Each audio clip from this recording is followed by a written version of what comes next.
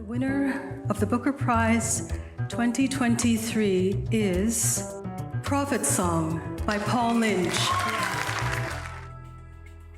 Hello and welcome to the Booker Prize podcast with me, Jo Hamya. And me, James Walton. And this is a special bonus mini episode. We're backstage at the Booker Prize ceremony. James, how are you feeling? Great, it's been a cracking evening. The winner has been announced. We're going to bring you the sort of 10-minute highlights today, and then later in the week, a longer episode in which we reflect our thoughts and we bring you the sort of atmos backstage throughout the whole time. So right. We're not going to spoil it for you. You can listen on and hear it. Enjoy. And now, I am delighted to announce that the winner of the Booker Prize 2023 is Prophet Song by Paul Lynch. Well, there goes my hard-won anonymity. This was not an easy book to write. The rational part of me believed I was dooming my career by writing this novel, though I had to write the book anyway. We do not have a choice in such matters. To quote the apocryphal Gospels, if you use what is within you will save you. If you do not use what is within you will destroy you. My writing has saved me. I believe that literary style should be a way of knowing how the world is met in its unfolding.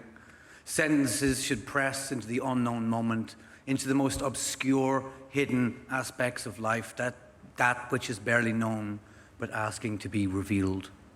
To my agent, Simon Trewin, thank you for being my consigliere. To my publisher, Juliet Maybe, and All at One World, 3 times, Juliet, you've done this. Extraordinary. Thank you for having faith in my writing. I want to thank the Booker jury for the extraordinary effort of reading so many books in such short time. I want to thank my publicists Margot Whale and Cormac Kinsella, Louise Dobbin at Rep Force, Elizabeth Schmitz at Grove and all the team in the US, Francis Jeffard, Isabella Ferretti, Belinda McKeown and Una Frawley and all at Maynooth University and the writing programme there. Thank you to the Arts Council of Ireland and to Sarah Bannon in particular, whose support and generous funding made this book and so many other worthy Irish novels possible. Thank you, Amelie and Elliot, my beautiful children, and all the children of this world who need our protection, yet have lived and continue to live through the terrors depicted in this book. Thank you for opening our eyes to innocence so that we may know the world again as though for the first time.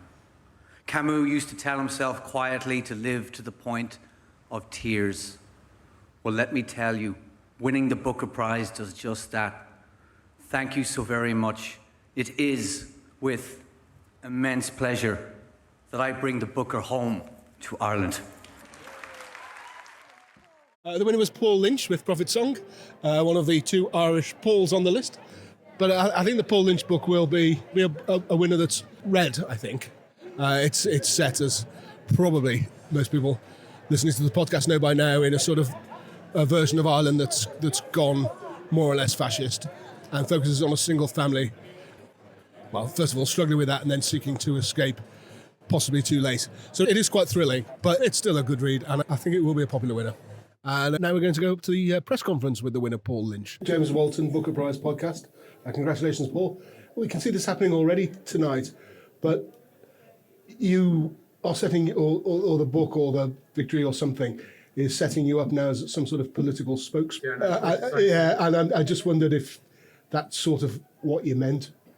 Yeah, I'm distinctly not a political novelist. I'm more interested in, to use an old-fashioned term, metaphysics. I'm more interested in life and death and power and powerlessness and how we don't know the world and how we are forced to make choices without knowing what the answers are going to be and how we reap the bitter crop of that. And these are questions that the Greeks addressed, and I feel like I'm an old-fashioned writer in that regard. I realize the book has political energy to it, but I wasn't writing a political book, and I was aware of that when I was writing it, that I wanted to avoid the sort of pitfalls of political fiction, which often leans towards grievance. I think the true emphasis of this book is about grief.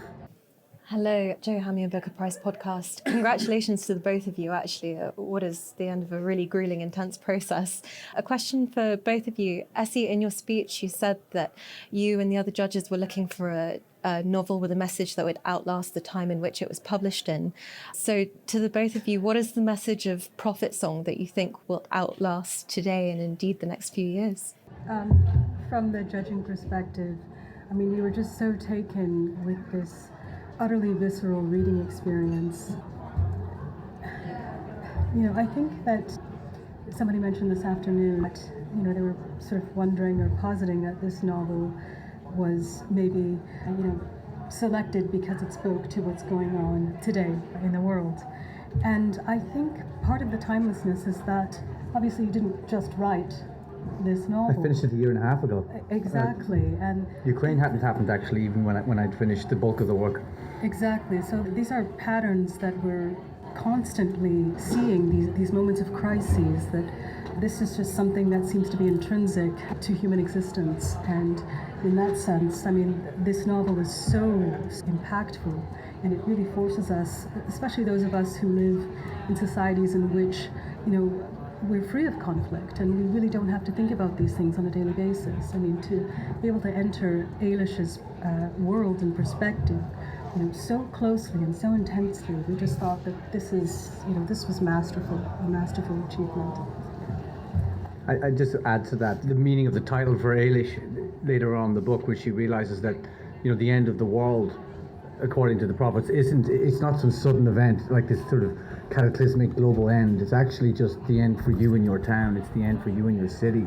It comes to your town or your city, it knocks on your door, and that what the prophets are singing about is actually what's reoccurring always, timelessly, and that's what the book is truly about. And so just to echo that. And there we have it. Congratulations to Paul Lynch, looking slightly beleaguered at the press conference, but having a great time at an after party now, I'm sure. If you want an in-depth look at what it's like to be at a Booker Prize ceremony, we've got a special episode coming up for you on Thursday. Until then, goodbye. Bye.